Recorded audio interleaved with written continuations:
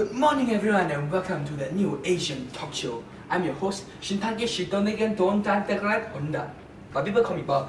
So, today I'm gonna introduce you to the Pan's Labyrinth crew. And as you know, Pan's Labyrinth is such a sensational movie. Now, today we're gonna ask some questions to the crew and what were their ideas while doing the movie. So let us go. So we are here with our first guest of the day. His name is Del Toro and he's a very brilliant director. Thank you. It's a pleasure for me to be here today. So Del Toro, if you don't mind, could you tell me why did you use so much graphic violence in the film? Was it really necessary? Of course, violence in the movie was needed. It was to show how cruel people were during the war, when there was a class difference between the people. By showing graphic violence, it gives people a taste of what war was like. Sad, bitter, and cruel. As we know, Spain during the time was controlled by the fascist people, and the fascists usually used violence to control the people because it instilled fear in them. As we could see, Captain Vidal from the video, after capturing the two men, he actually pounded the man with a bottle right in front of his father. It really shows how much the power difference between them, as he couldn't feel anything. He had no mercy. He feels that he is above them and that they are just insignificant people. Even though they are innocent, he feels no remorse for them. Oh, okay, that was very insightful. So how about Mercedes? How was the act of violence in her represent? Well, Mercedes' act of violence in the movie was more of an act of coping with her anger with Vidal. As we know, that Captain Vidal was the arch nemesis of the communists, what her brother believed in. And as we could see that Captain Vidal often verbally abused. So that act of violence was actually her getting her revenge on him, as she could have easily killed her, but instead she kind of silenced him by slicing open his mouth, right, to kind of cope with the anger and oppression that was dealt to her. Oh, alright. So was there any other deeper meaning for this graphic violence, reality and all that? Yes. I'm surprised that you actually caught that.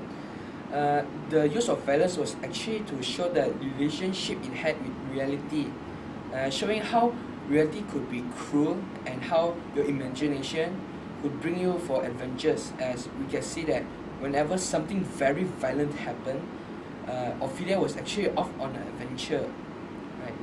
So yeah, that's most of what I thought about. So as we know, Del Toro is also the scriptwriter, and did you lose weight? Yes, I did actually. I mean, I've lost 40 pounds and I got diabetes. Oh, interesting. So another question for you is that the movie incorporates elements of magical realism. So what research did you do to incorporate it? Okay, first of all, I want you to know that actually everything in the movie is something that I wrote on my notebook and I created in my mind, which I haven't actually write down the script.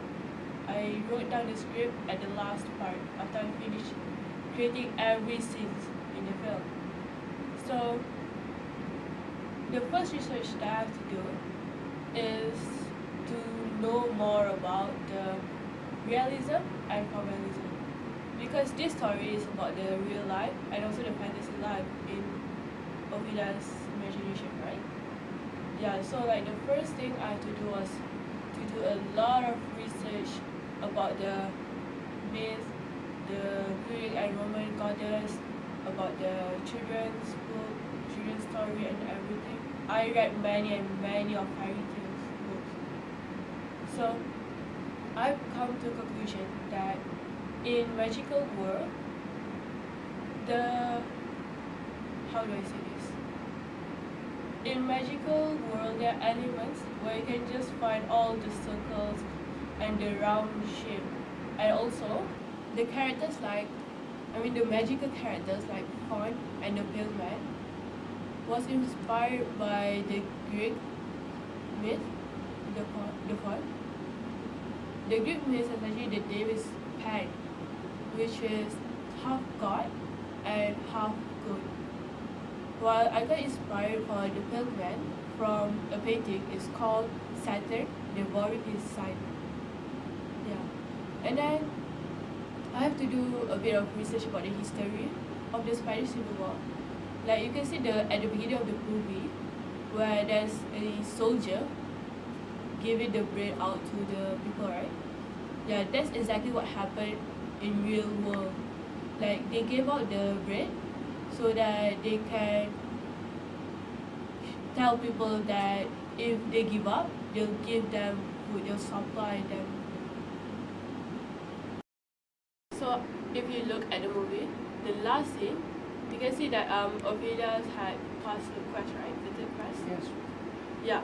So like if you look at the background of it, you can see there's like elements of circles, and also the background is, the structure of the objects is very circle and it has that round shape. And you can see that the color of the scene is very golden gray. It has that shiny look at it. So if you look at that scene, you can know that it's a fantasy because it looks like it makes us feel alive. But if you look at the real world, it's very straight, very diagonal, and it has that color palette that is dark, cold, and grey. Like in the movie, where the captain locked Ophelia in a room, right? Did you remember the room? Yes, I do. Yeah, you can see the structure is very straight, right? There's a square everywhere, and even the bed are straight lines. And then you can see the environment of it, the atmosphere of it was very cold, and it's like the color of it is just blue plus grey, which makes you feel insecure. Alright, so thank you, Dr. It was a Thank pleasure. you. Now let us move on to our next cast. And welcome. Now we're going to move on to the head of the visual effects team. His name is Jack, and he's a very busy man. So I don't think I can have a lot of time here. So, Jack. Oh, hello. Hello. Nice to meet you. Yeah. So I'm Bob from the Asian Talk Show, and we want to ask you some questions today. Is it okay? All right. So the viewers at home want to know, how did you incorporate the elements of magical realism into the film? Oh. In this film, there are 3 tasks for Ophelia in the magical world. In first task, there is a big sick tree with a big toad inside its body. In the real world, the country is controlled by fascist party. The country was hallowed as well as the tree was hallowed by the toad. The government and the country are actually the archetypes of the toad and the tree. That is what we call magical realism. In the second task, Ophelia eats the grapes on the table, although she can see the monster. Meanwhile, in the real world, Vital becomes increasingly vicious, torturing a captured rebel prisoner, and then killing a doctor. The fruit is a metaphor of human material desire. Once you eat it, it signifies that you are accepting the corruption. In the third task, Ophelia sacrifices herself to protect the baby. The baby signifies the product of revolution. The audience are always wondering if the magic world is just the imagination of Ophelia. When Ophelia is locked in the room by the captain, she goes into the captain's room and steals the baby through a door which she draws on the wall by a chalk that the faun gave her. If the magic world is just her imagination, she cannot get out of the room. So this is a point that makes the audience believe in the unrealistic. A very interesting interview by Jack. So let us move on to the next guest. Alright, and now we are on to our last interview. We are going to be interviewing the lovely actress Cherry, who did Ophelia in the movie. Cherry, very nice to meet you. Hi. Alright, so Cherry, a question that the viewers would want to know is that is the portrayal of Ophelia in the movie realistic? I think Ophelia's character combines realistic and magical because she has her own feelings and emotions, behaviors like normal human. And for example, when she first see the captain, she feels scared and refused to call him father.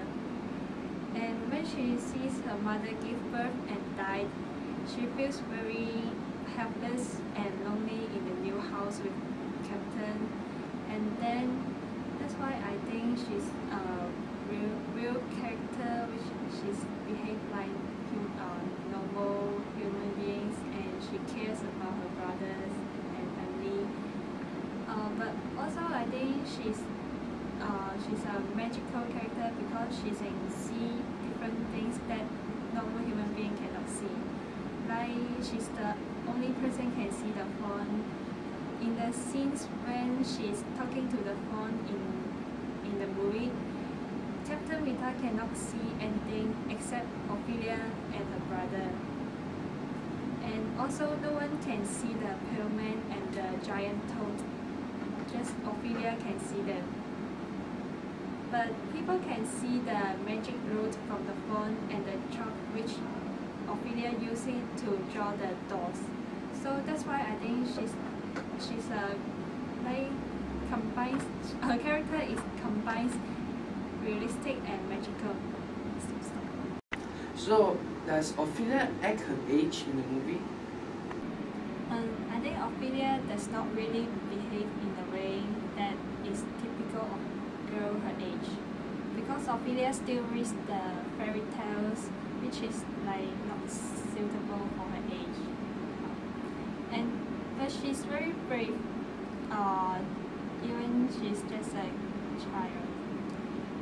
When she knows she needs to finish 3 tasks to go back to her work, she's very brave to finish her task by herself. Even she meets many don't know the name, the creatures and something else.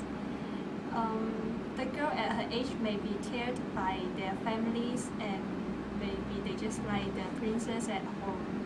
But Ophelia is different because she needs to do something to protect her family, such as protect her brother. You can see that from the movie, like she refused to give her brother to the fawn, which the fawn wants to use his blood. So from the above reason, I thought Ophelia does not behave in the movie. Alright, so that was some interesting interviews we had for today. I'm Shitati Shindaranan,